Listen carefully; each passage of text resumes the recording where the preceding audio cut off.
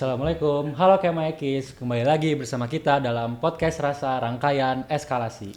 Nah, sebelum mulai nih, aku ada pantun dulu sedikit buat teman-teman lagi nonton di rumah. Teman-teman boleh dibantu bilang cakepnya ya.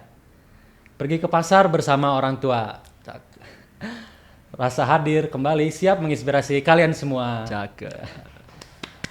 Halo semuanya, perkenalkan aku Irsyad dari Prodi Ekonomi Islam tahun 2025 selaku moderator yang akan mendampingi kalian dalam podcast Rasa hari ini yang pastinya bakal seru banget nih. Buat teman-teman Kemaekis atau teman-teman yang baru bergabung dalam rangkaian eskalasi ini, mari kita kilas balik dulu apa sih rangkaian eskalasi itu. Jadi, rasa atau rangkaian eskalasi adalah sarana pengembangan diri berupa penyajian konten dengan pemaparan materi, seru dan tentunya berhubungan dengan kehidupan sehari-hari kita. Dan melalui podcast rangkaian eskalasi ini, kita dapat membantu teman-teman sekalian dalam mengembangkan kompetensi dan kredibilitas diri. Di podcast rasa ini juga, kita menghadirkan narasumber-narasumber yang pastinya keren-keren banget nih dan berpengalaman dalam hal tersebut. Nah, podcast rasa kali ini akan membahas suatu topik yang berhubungan dengan self-leadership dengan judul Lead Yourself Before You Lead Others. Podcast kita hari ini akan sangat bermanfaat khususnya bagi para mahasiswa untuk menggali kembali terkait kepemimpinan diri. Nah, sebagai mahasiswa, self-leadership merupakan fondasi penting dalam kepemimpinan, baik di lingkungan kampus maupun di luar kampus. Ketika seseorang mampu menguasai self-leadership, maka mereka dapat membentuk karakter kepemimpinan yang lebih efektif, matang, dan berintegritas.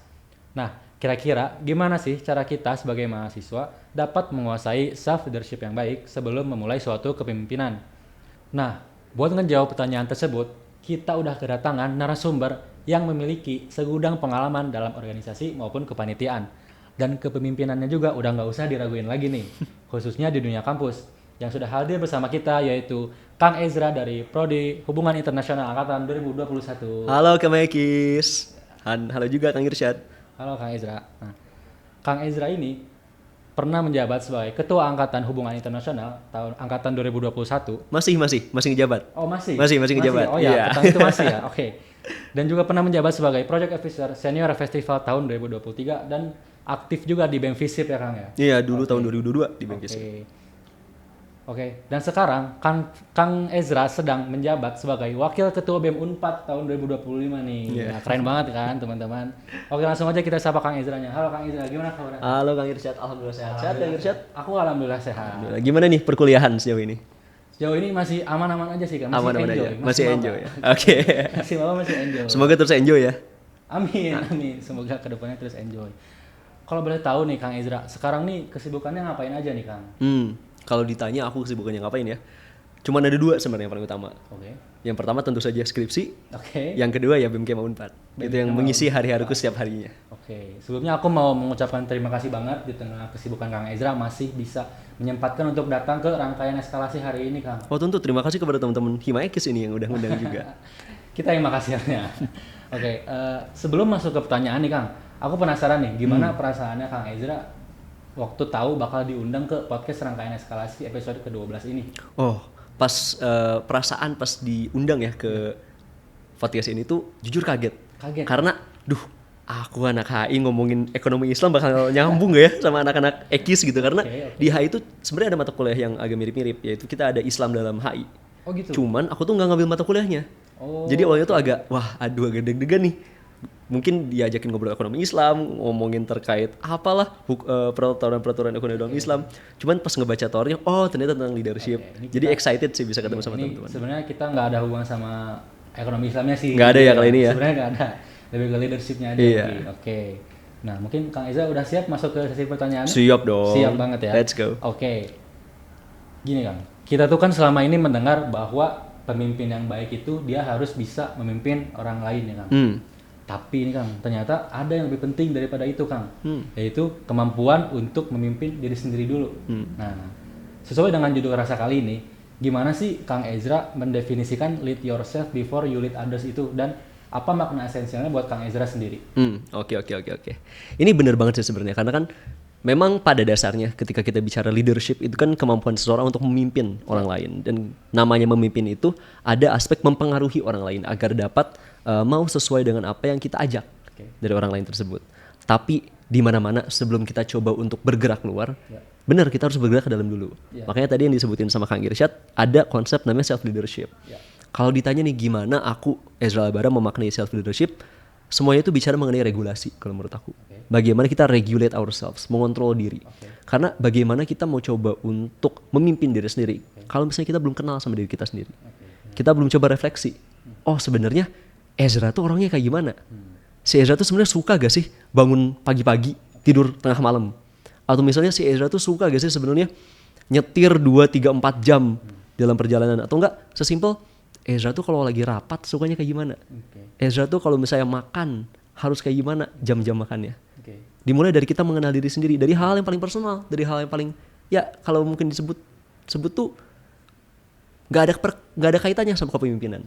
Tapi percaya sama aku, bagaimana kita mengontrol diri kita, regulasi diri kita, dan mengenali diri kita, itu bakal berdampak kepada bagaimana kita akan memimpin orang lain.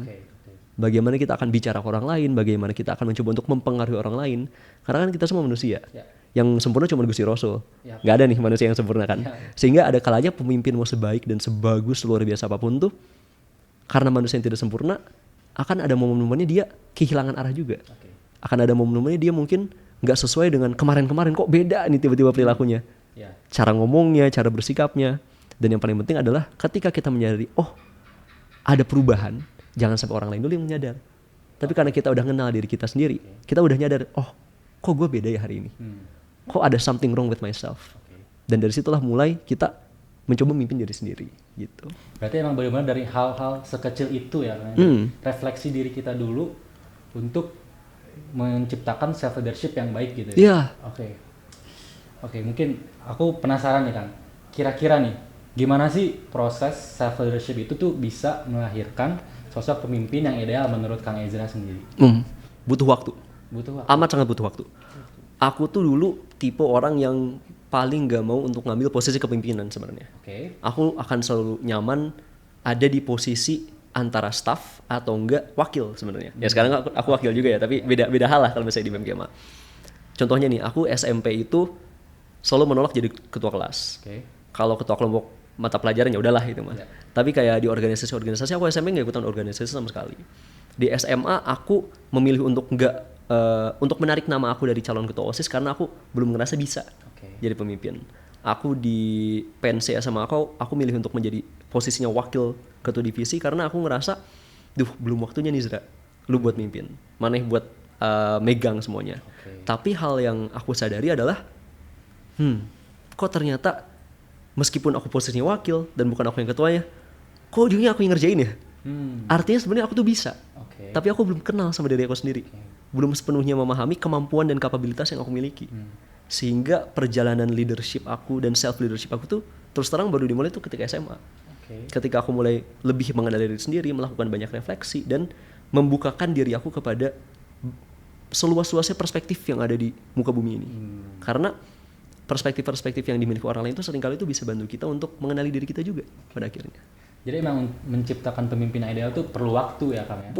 Perlu waktu yang sangat lumayan panjang. Perlu waktu ya? Dan aku juga sekarang mungkin orang mikir udah jadi Wakabemkema nih, udah jadi jabatan tinggi nih di Unpad, apakah aku udah jadi pemimpin ideal? Bagi aku belum. Belum, karena aku baru akan bisa menjadi pemimpin yang ideal ketika aku udah ngerasa dapat berkontribusi positif bagi orang-orang yang aku pimpin.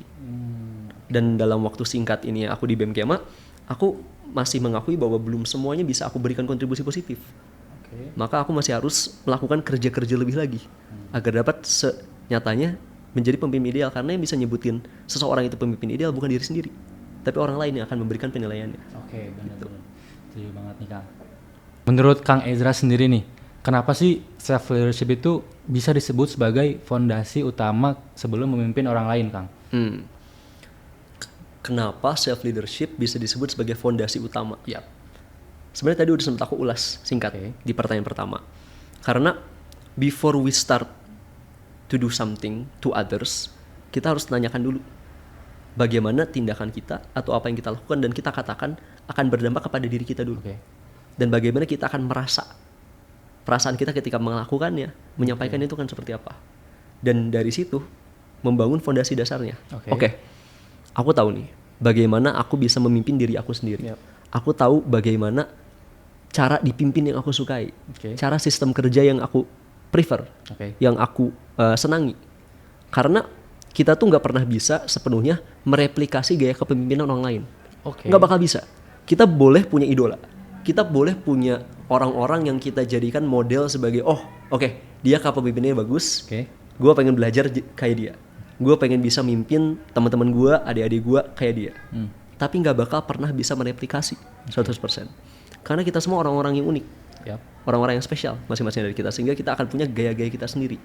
Tapi dimulai dari kita mengenali bagaimana cara kita atau gaya kepemimpinan yang kita sukai, mulailah aplikasikan hal itu Oke. kepada diri sendiri. Oke, aku sukanya kalau rapat maksimal 2 jam, Oke. nggak lebih nggak kurang.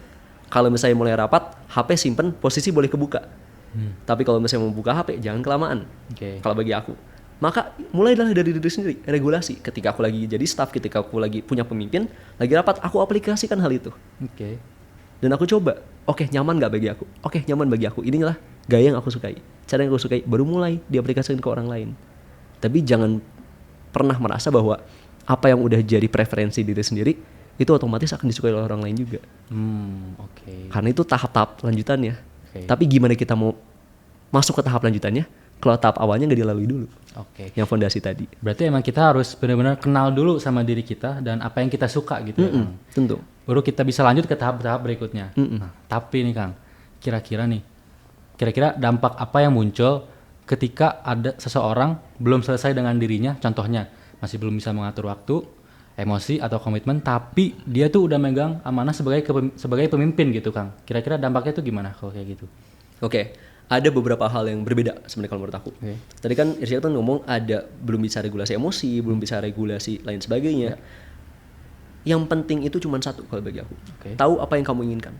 Know what you want. Oke. Karena namanya regulasi emosi itu adalah proses yang orang-orang udah 40, 50, 60, 70 tahun itu bisa berubah-ubah. Oke. Sama kayak yang tadi aku sampaikan, dari satu hari ke hari yang lain, emosi, makanan yang kita makan, tidurnya cukup atau kurang, ada berita apa nih di detik Prabowo ngapain lagi gitu, itu kan bisa bikin emosi berubah kan dalam satu hari, bisa bikin bete lah. Aku pribadi tuh orang yang kalau misalnya emosi itu relatif bisa terkontrol. Oke. Cuman akan banget kalau teman-teman terdekat aku ya, bakal tahu aku tuh lagi emosian kalau aku belum makan. Sesimpel itu. Oke. Aku telat makan misalnya. Siang-siang aku belum makan, bete lah Ezra. Makanya kalau sahabat-sahabat aku udah tahu kemana-mana aku pasti bakal bawa cemilan. Oke. Atau setidaknya kalau misalnya Ezra lagi, kok Ezra annoying nih sekarang, nih kasih beng-beng sama mereka. Kasih beng-beng, aku makan dulu, Pengertian itu ya, happy lagi nanti. Kayak bocah, tapi itulah bagian dari mengenal diri sendiri. Self-regulating tadi. Oke. Soalnya ketika kita udah tahu apa yang kita inginkan, what we want, disitulah kita bisa set clear objectives-nya. Oke, aku tuh mau mimpin karena aku mau A, B, C, D, E. Ketika udah jelas di situ, regulasi-regulasi diri lainnya bisa berjalan seiring proses kepemimpinan itu dilalui. Oke. Karena harus terus ada peningkatan, harus terus ada continuous improvement. Tapi kalau misalnya orang yang milih atau mengambil atau mengemban posisi kepemimpinan, tapi pertanyaan dasarnya dia nggak tahu apa yang dia mau, yang dia inginkan, bakal bingung ke depannya. Oke. Bakal bingung karena nggak bakal punya arah, nggak ada objektif yang jadi target dia, Oke. nggak ada bintang yang mau coba dia gapai di situ. Akhirnya dia coba buat gapai Mars, dia coba buat gapai Venus, dia coba buat gapai Jupiter. Akhirnya tangannya kepenuhan. Dan itu planet-planet berat semuanya. Oke. Jatuhlah dia ujung-ujungnya. Oke. Mending kalau sendiri, tapi namanya leader, dia bakal bawa orang lain juga jatuh. Iya, benar-benar. Sehingga ketika kita mau nyoba buat mimpin orang, atau mau jadi leader, Oke. atau kalau misalnya mau mengemban posisi kepemimpinan, know dulu what do you want? Oke. Apa yang jadi target kamu? Berarti emang kita tuh harus settle target kita dari awal supaya kedepannya itu jelas gitu Kang. Iya, ataupun gak usah target kayak misalnya Unpad harus masuk WUR 300 gitu. Gak usah target yang kasar kayak gitu sebenarnya. Oke. Sesimpel target aku pengen jadi orang yang bisa rapih time management. Oke. Itu bisa jadi target loh. Sesimpel itu Kang. Sesimpel itu. Sesimpel itu. Ya? Sesimpel itu. Oke. Karena kalau serius itu jadi target, hal-hal yang menjadi tahapan-tahapan bisa tercapai target tersebut bakal dia serius kerjain. Oke. Ini jawaban yang menarik banget nih teman-teman. Aku juga baru Baru tahu nih, ini jawaban wah daging banget nih pokoknya. Oke, mungkin Kang kita agak sedikit membahas tentang pengalaman pribadi Kang Ezra dulu. Aku yakin teman-teman juga pasti pada penasaran kan. Mau kulik apa nih Irsyad nih? Mau kulik apa? Gini Kang, aku tuh sebenarnya penasaran Kang. Kang Ezra kan sekarang di Wakil Ketua BEM Unpad nih. Iya. Nah, atau di kapanpun ya, di mana Kang Ezra lagi ada di posisi pemimpin. Pernah nggak sih Kang Ezra tuh merasa di mana Kang Ezra tuh ngerasa hilang motivasi tiba-tiba atau bahkan hampir menyerah sebagai pemimpin Kang? Hilang motivasi atau hampir menyerah. Sebenarnya bagi aku merasa terdemotivasi itu perasaan yang sangat umum dan sangat wajar. Karena ketika kita ada di tahapan kita demot, disitulah momen kita refleksi. Oke. Kenapa orang bisa sampai demot? Karena nggak sesuai dengan apa yang diharapkan, ya kan? Yap, setuju. Ya kan? Nggak sesuai dengan apa yang diharapkan. Sehingga ketika demotnya terjadi, dia tuh sedang refleksi diri. Itu tahapan pertama. Oke, I failed. Oke, things did not go my way. Halnya tidak berjalan sesuai dengan harapan aku. Tapi yang bahayanya adalah ketika demotivasi berhenti di sana. Berhenti di deprekasi diri, perendahan diri. Yang penting kan refleksi. Yap. Ketika melalui fase demotivasi, bedah kembali lah. Oke, things did not go my way. Sekarang gue sedih. Sekarang gue capek. What happened? Apa yang terjadi? Kenapa bisa sampai aku merasa menyesal? Kenapa bisa sampai aku merasa udah nggak ada dan nggak bisa berharap lagi? Dari situlah mulai building kembali ke depannya. Karena akan selalu ada fase-fase dekonstruksi dan rekonstruksi dari kepercayaan diri itu. Karena di situ kita bertumbuh. Kalau orang nggak pernah kepercayaan dirinya jatuh, nggak bakal tumbuh tuh orang, karena bakal mentok terus. Nggak bakal pernah berkembang. Maka sangat wajar, dan aku juga pernah untuk menjawab pertanyaan Irsyad, ada di fase-fase duh nih kayaknya nggak mungkin di jalan nih, duh kayaknya ini bakal capek banget. Paling simpel ketika kemarin sedang pemilihan, proses yang sangat panjang. Biasanya cuma 1, 2, paling panjang 3 bulan. Ini berapa bulan dari bulan Januari, Februari, Agustus sampai Agustus tuh aku baru dilantik. Tentu akan ada momen-momennya, duh kok nggak jadi ini, apakah masih tepat? Aku milih buat maju. Tapi di momen itulah aku coba rekonstruksi kembali. Oke, apa sih yang tadi awalnya jadi target aku, yang jadi goal aku, yang jadi impian aku? Oke, things did not go my plan, so I have to change my plans. Kita coba pivoting, geser ke kanan, geser ke kiri, coba didaftarkan kembali target-targetnya, disesuaikan kembali dengan realita keadaan. Dan disitulah momen ujian paling besar bagi seorang pemimpin adalah ketika dihadapkan dengan kegagalan, memilih untuk hancur atau memilih untuk bangun. Gitu. Berarti itu tuh emang demot itu salah satu hal yang wajar banget ya Kang? Sangat wajar, kita manusia. Namanya manusia pasti ada tahapnya demot ya. Nah, cuman caranya itu dengan bisa refleksi diri untuk membangun kepercayaan diri, bangun lagi. Tapi nih Kang, aku penasaran, pernah nggak sih justru yang ada di posisi itu tuh bukan Kang Ezranya, tapi justru kondisi timnya atau dinamika timnya yang bikin kepemimpinan tuh jadi terasa berat gitu. Nah, kira-kira pernah nggak tuh Kang? Tentu, itulah momennya di mana leadership skill kita akan diuji. Kemampuan kita memimpin akan diuji. Karena ketika kita memimpin itu bukan cuma sekedar nyuruh orang ngelakuin sesuatu, tapi bagaimana orang tersebut akan mau melakukan suatu hal untuk kepentingan bersama. Gitu kan sebenarnya. Bukan untuk kepentingan yang mimpin ya, tapi untuk kepentingan bersama. Dan yang paling mendasar, hal yang selalu aku lakukan untuk menghindari momen-momen tim collapse adalah menduduk perkarakan bersama terlebih dahulu di awal. Aku pemimpin kalian. Kalian yang aku pimpin, apa yang kita inginkan bersama? Apa yang menjadi goals kita bersama? Apa yang menjadi objektif kita bersama? Agar sama tahapannya. Ketika timnya yang demotivasi, kita bisa dekonstruksi dan kita rekonstruksi kembali. Oke guys, kemarin dananya kita nggak dapat. Oke guys, ternyata kita nggak dapat surat izin peminjaman tempat. Tapi kan kita tetap pengen bikin acara ini. Tujuan kita bikin acara ini kan tetap ada, nggak pernah berubah sampai sekarang. Masih sepakat dengan target kita? Masih sepakat nggak sama mimpi kita? Kita bahas kembali. Kita diskusikan kembali. Sama prosesnya kayak yang tadi aku ceritain. Self-regulation untuk self-leadership, dan kita aplikasikan kepada orang-orang yang kita pimpin juga. Gitu. Jadi emang di situ tuh peran pemimpin tuh diuji untuk tetap meyakinkan anggota-anggotanya untuk tetap semangat gitu ya. Tapi kondisi apapun. iya, sebenarnya nggak dalam kondisi apapun sih, kita harus sadar juga lah kalau misalnya gempa bumi unpadnya runtuh kan nggak bisa tuh tetap jalankan acara kan. Iya. Tapi diujinya adalah pada tahapan ketika tim-tim kita itu sedang demotivasi, bukan sesimpel yo semangat yo bentar lagi beres, bentar lagi selesai, ayo semangat, nggak bisa. Anda pemimpin bukan cheerleader. Ada hal-hal lain yang harus Anda lakukan, yang harus kamu lakukan. Bukan hanya menyemangati, tapi memberikan arah dan menunjukkan arahnya. Karena ada satu quote, a leader is someone who knows the way, shows the way, and goes the way. Dia nggak cuma tahu caranya gimana, dan nggak cuma menunjukkan caranya seperti apa, tapi melakukan tindakan-tindakannya. Nggak cuma nyemangatin, tapi mengajak untuk bersama-sama. Mengajak ya, pemimpin itu harus bisa mengajak ya. Tentu. Mengajak dan bisa mengerti juga anggota-anggotanya itu gimana ya. Iya. Oke nih. Nah Kang, jika ada mahasiswa atau mungkin penonton-penonton nih yang mereka tuh pengen mulai membangun self leadership-nya nih. Oke, kira-kira nih langkah awal apa sih yang benar-benar paling realistis ditetapkan secara konsisten gitu Kang, yang kayak semua orang tuh pasti bisa lakuin ini gitu. Susah sih ini pertanyaannya kalau bagi aku. Karena kalau disebutin semua orang bakal bisa melakukan, belum tentu. Karena tadi semua orang tuh punya caranya masing-masing, punya preferensinya yang berbeda-beda. Tapi satu exercise ya yang bisa coba dilakukan sama teman-teman. Ingat gak dulu pas pilpres ada momennya capres itu diundang ke Mata Najwa sama Najwa Shihab, diundang ke Mata Najwa, terus disuruh ngomong sama dirinya sendiri. Aku dicermin kan. Yeah. Anies ngomong apa, Ganjar ngomong apa, Prabowo tiba-tiba hormat gitu kan. Hormat dia bergeming aja gitu kan. Apakah kalian harus melakukan hal yang sama? Enggak. Tapi poin esensinya adalah kalian coba tuliskan pengalaman kalian itu seperti apa. Bukan buat CV, tapi untuk mengilas balik apa yang sudah aku lakukan dan apa yang sudah aku capai, serta apa kebermanfaatan yang sudah aku berikan dari hasil kerja-kerja aku sebelumnya.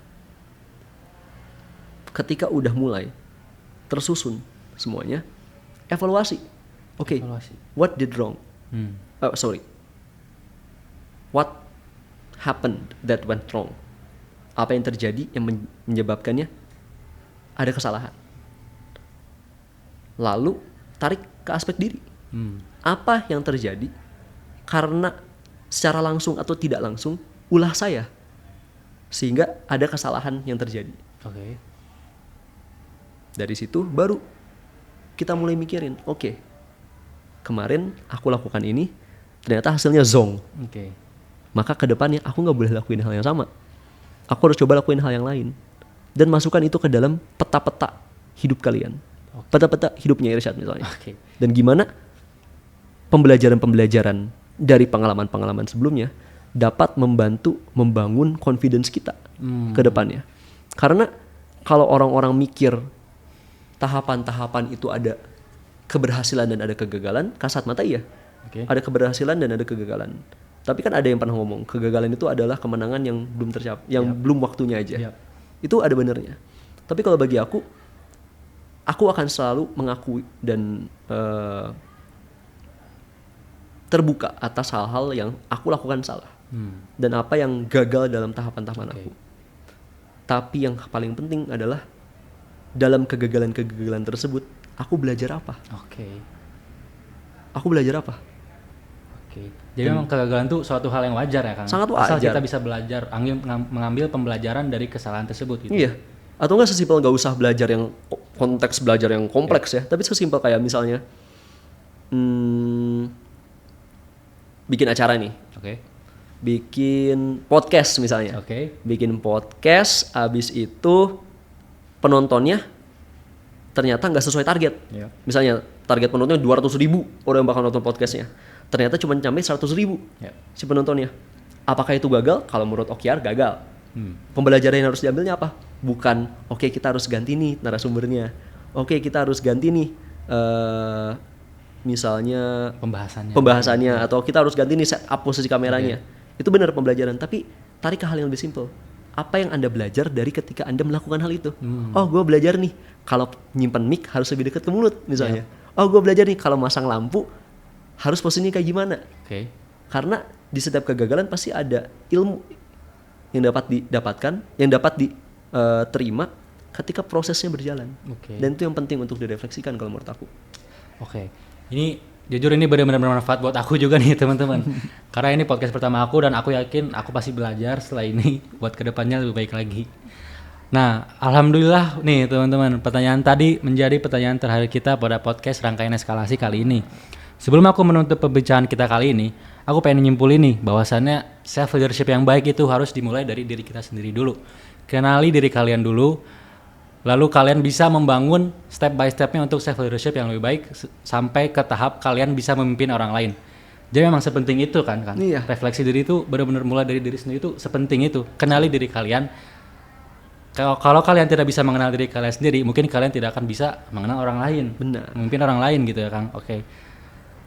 Nah, aku juga pengen ngucapin terima kasih yang besar-besarnya buat Kang Ezra karena udah menyampaikan insight-nya yang keren banget dan daging banget nih buat penonton pasti yang lagi nonton sekarang.